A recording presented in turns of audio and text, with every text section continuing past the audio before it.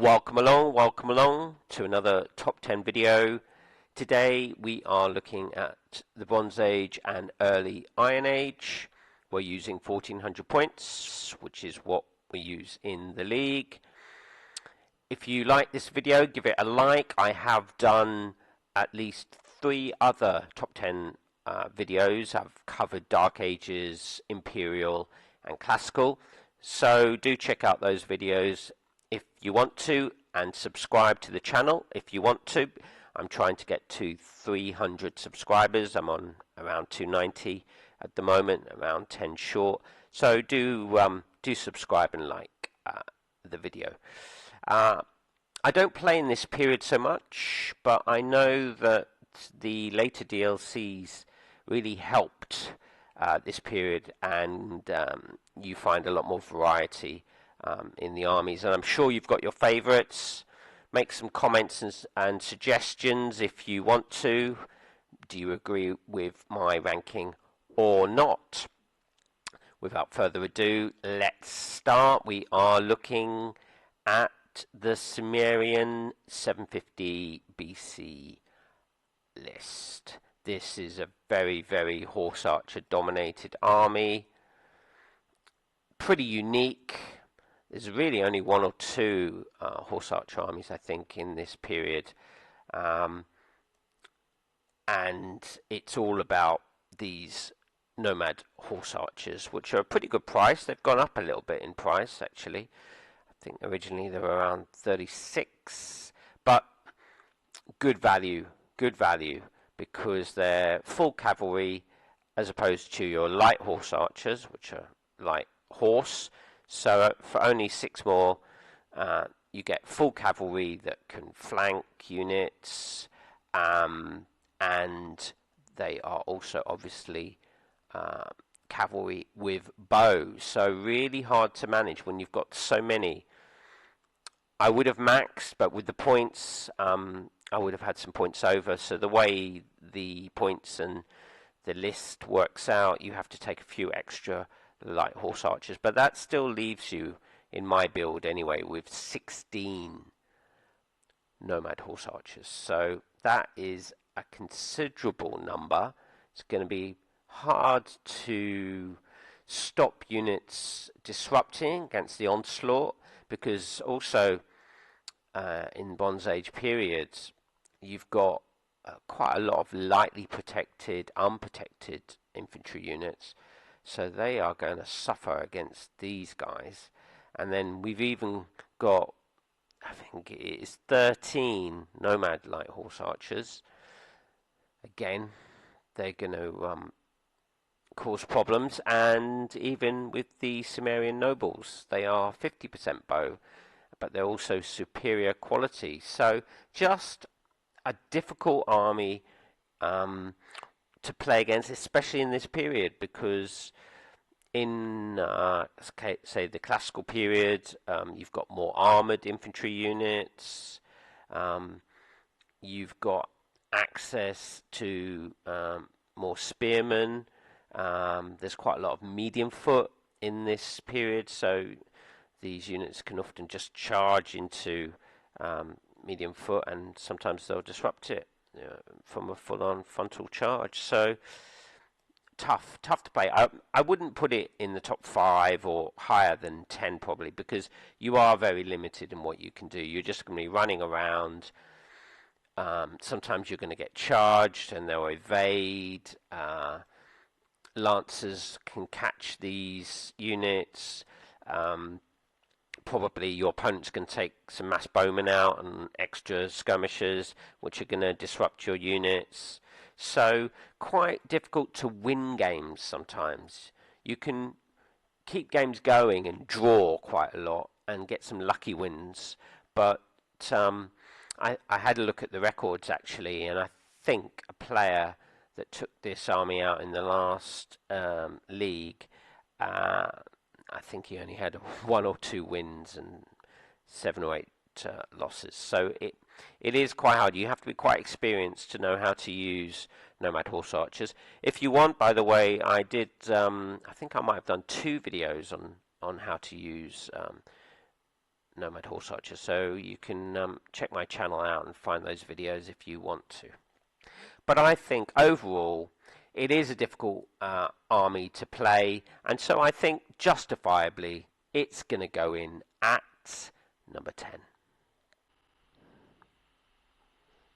At number 9, we're looking at the median 836 BC list with Scythian allies. I'm not going to say that this is one of the strongest armies on my top 10, but it's quite well balanced, and I really like these Iranian armoured cavalry because we've got a bunch of nomad horse archers, not as many as the previous army, but 10 is still significant, backed up by the light horse archers. But these guys are superior quality, armoured, as well as being full bowmen. So the Sumerian nobles are only 50% bow, whereas these guys are superior quality, like the nobles, but full bowmen. So they are a really useful unit in this period because they can get zone of control, go up to enemy infantry, which, as I've said, is often lightly protected at best, sometimes unprotected, and get disruptions quite quickly. And then with their quality and being full cavalry, they can charge in and often get disruptions and fragmentations. So quite a nasty unit to face. We've got 5, but when they're backed up by so many nomad horse archers, 10, and the light horse archers, that is hard to play against. And even though our infantry is not that great, it's medium foot, light spear, swordsman, but we've got 4, which is a nice number, of the massed archers, and so we can hold our ground somewhere. Got a couple of irregular foot, just with the points we had to take some irregular foot, but that's okay because our infantry is just going to be a kind of holding force while we do all our damage with our cavalry, and it's going to be supporting. But these massed archers are going to be very useful because, again, they can disrupt infantry before they engage your weaker infantry force. So quite a nice army, I think. These horse archers are going to cause problems. Superior quality Iranian armoured cav are great. We've got 2 of the Sumerian nobles and some massed archers. So yes, I think that this sneaks in, shall we say, at number 9. At number 8, we're going for the Minoan 1600 BC list. They don't have access to allies, but I don't think it matters much because it's all about the Minoan style spearmen. Let's zoom in a little bit and see. They don't actually look as dangerous as you might think, but the key point about them is they are heavy foot, and a lot of infantry in this period is medium foot. So being spear and heavy foot, okay, defensive spearmen, but they're often up against other spearmen, so they can do a decent job. And you've got access to so many, up to 25. I've taken 19. I think probably you can juggle. There is a little bit, although we haven't got loads of units, there's a little bit of flexibility here because we can take up to 4 massed archers. So some of you, depending on the map as well, you might want to take your max of massed archers out to help out, soften up the enemy, or you can go with the heavy chariots, and they're a bit cheaper at 52, superior quality. Now that's pretty neat, and you've got again up to about 14. I've taken 7, and a fair amount of lights as well. So there are different ways to play with this army. And I know a friend of mine played in the league with this list, and I think he finished second or third. So he did quite well actually, and you can see why. This heavy foot spear is going to do well, as I've said, against a lot of infantry, which is pretty weak. Bronze Age infantry is pretty weak. Not much impact foot apart from sea peoples, mead spear, and so on. Those kind of units probably going to crumble against heavy foot after a few turns. We've got a decent amount of heavy chariots, which are also effective in this period, and a ton of lights. I mean, there's not that many lists that give you up to 4 units of slingers, which are a little bit cheaper than your light archers. A load of javelin men, so it's a nice choice there. So I do think this does deserve to be on my list. Obviously, I'm not going to put it maybe in the top 5 because we don't have any bow chariots, which are one of the better units in this period because of their quality and their ability to lock in infantry especially and fire away at it and disrupt with missile fire. These spearmen are defensive spearmen, so sometimes you're taking a bit of a risk if you want to attack. And we don't have any other. Although saying that, we've got some irregular foot, but they're the weakest of the medium foot that we can take.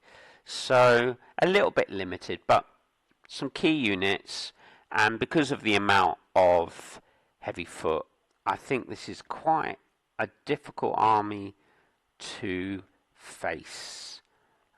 If it had less skirmishers and didn't have so many light chariots or heavy chariots, then it probably wouldn't get on my list. But because of a nice balance of units, I'm going to put it in at number 8.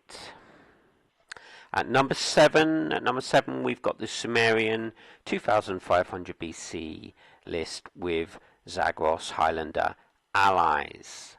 Now, it will be good to compare this army with the previous one, the Minoans, and you can see why I've selected them just ahead of the Minoan list, because yes, we do get heavy foot like we had in the Minoan list, but you've got better quality medium foot. We've got offensive spearmen, plus we've got a couple of units of impact foot.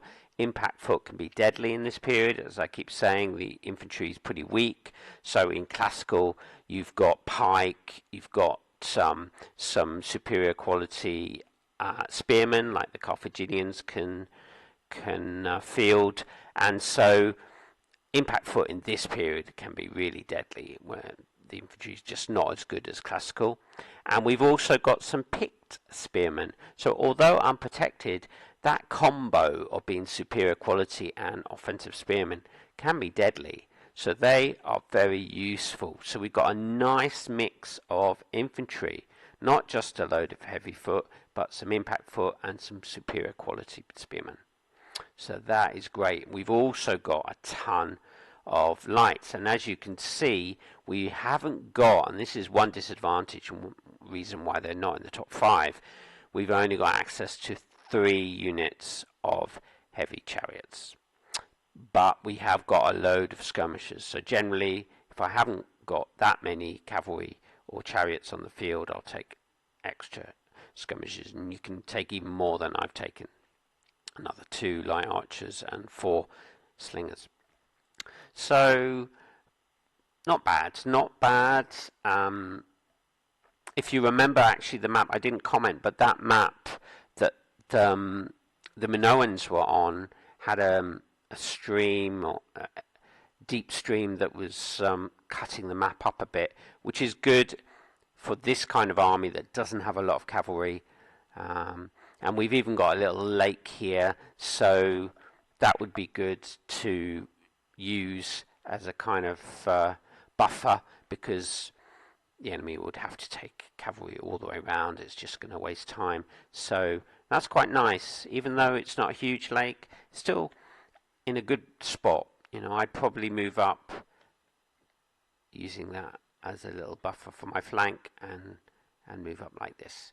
So that would help us cover our weak spot, which is lack of cavalry chariots, and we haven't got any light cavalry either. But that combo of the impact foot, superior quality infantry, a load of heavy foot, good amount of skirmishers. We've also got some cheaper and medium foot we can take if you want to make a bigger army. Perhaps you like your raw troops, which I do quite like, so maybe I'd take out a few, maybe medium foot, or some of the heavies, and you can bulk out your army if you want to. So I do think that overall, when you look at the infantry weakened field and the period that we're in, this does deserve to go in at number 7. At number 6, we finally get a Babylonian army. If we're looking at the Bronze Age stroke Iron Age, you've got to have a Babylonian army, and when we are looking at the 890 BC list with Neo-Hittite allies, let's have a look at the units. They've got the Spearman Archers, the mixed bow unit, 50% bow. So because we've got quite a lot of these units, I would probably spend my points on these as well as a few of the raw spear archers instead of the skirmishers. I'd probably just take 3 out because these are all bow equipped units so they can fire away at stuff. So that's how I'd play it anyway. I take less skirmishers if I've got a fair amount of mixed bow units. We've also got these wonderful light chariots, superior quality bow chariots. These are great. These are probably, if I did a top 10, I'll have to have a look. I did a load of top 10 videos a few years ago for units, and I'm sure this would easily be in my top 5 for this period. Just great quality, maneuverable. The bow can be very, very effective against lightly protected units, and quite a few infantry are unprotected, so deadly. This unit is deadly, and we've got some heavy chariots with bow as well, which again is a great unit because it's got the bow, got the quality, and heavy units can be deadly against infantry and cavalry in this period. So quite a deadly combo, and some of you will want to take more heavy chariots out, maybe less of the spearman archers. You can do that also depending who you're playing against, or you might want to take the max for the light chariots. So there's a few things you can do. Also the camels are quite nice, they've also got bow, so a few good options there. If some of you want more lights, there's a whole load of lights you can take. We've got a load of irregular foot we can also take if you want, and we've got, it would be nice to have 2, but we've got 1 of the foot guards, so that's quite nice to have a superior armoured light spear unit, so that can be helpful. So because if we compare the armies we've been looking at, we've got heavy chariots with bow, we've got these wonderful light chariots with bow.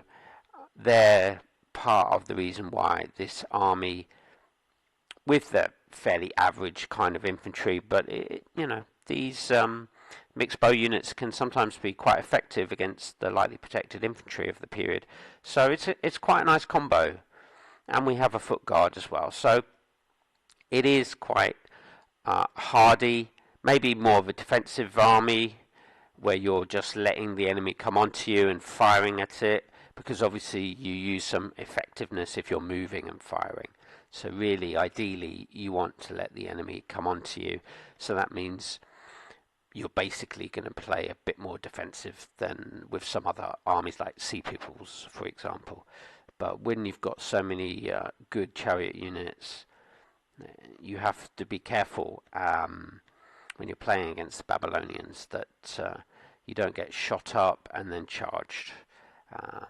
That is one of the concerns when you're playing the Babylonians. So yeah, I think overall they deserve to go in at number 6. At number 5, we are going for the Philistine 800 BC army with Neo-Hittite allies. I don't think there are any really outstanding armies in this period, especially as we get into the top 5. So I'm constantly asking the question, how is this army better than the one I've just looked at? So if we compare this army with the Babylonians, is it better? On the whole, I would say yes, and mainly because of the superior quality units that we can field. We can field 5. We've got the superior armoured spear, light spear, and we've got the foot guards, but they're quite expensive, so my army looks a little bit small.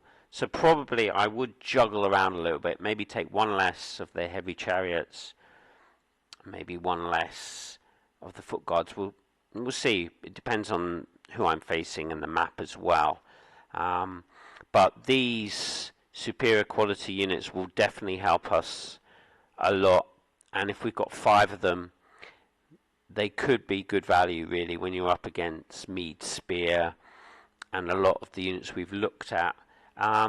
We don't have a lot of light chariots, which is a disadvantage, but when you've got some early cav, which is cheap, and the slightly better version, mixed bow version, 39 is not a bad price, and a camel unit, I think we can just about survive. So it's really all about getting our superior quality infantry into play, using our heavy chariots to the max, and supporting with cav and the light chariots, and I think we could do well. But yeah, we've only got, what is it, our standard line, we've got about 9 units and then 3 irregular foot, so at 72 maybe I would take out a foot guard unit and add irregular foot and a spearman, perhaps get 2 units, and you'd still have 4, and most armies don't have superior quality infantry anyway, so maybe 4 would do the trick. It's probably what I would do. But yeah, because of those foot guards and our superior armoured medium foot, I think I am going to put this in at number 5. We can take more lights, so we've got a little bit of flexibility there. We can take more heavy chariots. We've maxed with the camels and the light chariots, but we can take one more early cav. And yeah, and there's always the option there of juggling. So overall, I'm fairly comfortable that this is going in at number 5. At number 4, we've got a Hittite army. Looking at the Bronze Age, Iron Age, you've got to have a Hittite army, and this is the 1275 BC list. No allies. I think you've got quite a nicely balanced army here. We've got some standard infantry, but they're backed up by the Gascan warriors. 4 units of impact foot, which will be very useful in this period. Syrian spearmen are large units, so they can take a bit of punishment. They're quite useful as well, but it really is about the chariots, as I guess you'd expect with a Hittite army. We've got all the different kinds of chariots. We've got a nice amount, 9 of the light chariots with bow, and they're backed up by the light chariots with spear, both superior quality. So to have a few units of spear backing up your bow, which might well evade, that can be very handy. And then you've got the heavy chariots. We've got both kinds, although only 2 of the superior quality with bow. They're a great unit really, because they can get zone of control, shoot up the enemy, and then because of their quality and being heavy chariots, they can take on most units, infantry or cav, on the battlefield. And then the spear kind as well, a good price at 52. So a nicely balanced army. These chariots will cause a lot of problems. The impact foot will cause a lot of problems, and the rest of the army just has to hang in there and let those units do the damage. Flexibility, we've got a fair amount of lights we can take. We've also got some massed archers, that's nice. Some of you like massed archers, so we can take up to 4. If there's loads of rough ground, they could be quite handy because the average infantry we've got is pretty poor, just medium foot. So yeah, that's an option. We can take more heavy chariots out. We can take more of the light chariots with spear. Some of you will take more chariots out, heavy or light, and maybe you will add some irregular foot perhaps and take out the Syrian spearmen at 40. So there's a few options there. But yes, because of the quality and variety of chariots that we have, this deserves to be number 4 on my list. At number 3, we've got the Syro-Canaanite 1207 BC list with Egyptian allies. I think now you're seeing a bit of a increase in quality, more options, and this deservedly should go in the top 3, and some of you probably would put it as number 1 perhaps. And it's all about the quality of the infantry. You've got your standard close fighters, your medium foot, but then you've got impact foot, the cheaper kind, lightly protected, the protected kind, and up to 4 of those, and then you've got superior quality Egyptian Guard and superior quality impact foot. These units will be deadly on the battlefield against most armies, and they are also backed up by a whole load of light chariots, and I haven't even maxed. So we can take 14, actually more, because the Egyptian style are the same unit. So tons. So actually when you're facing this army, one of the problems is you just don't know how your opponent's going to play. If your opponent likes light chariots, you could take out a lot more than I've taken out. If he likes the heavy chariots, he can double what I've taken out. And he can maybe take more impact foot. And so there are various ways to go, and I will add, look how many massed archers I can take. Those of you that like massed archers, most armies do not get this amount, 12. So that's another way to play. So if there's tons and tons of rough ground, maybe your lights are not going to be quite as effective, or your light chariots. So there's a lot of options with this army, more than any of the other armies we've looked at so far. So for that reason, I feel quite comfortable putting this army at number 3, and maybe it should be a little higher. And number 2, we have the Sea Peoples, the 1208 BC list with Libyan allies. The Libyans really help us out because they give us an extra light chariot.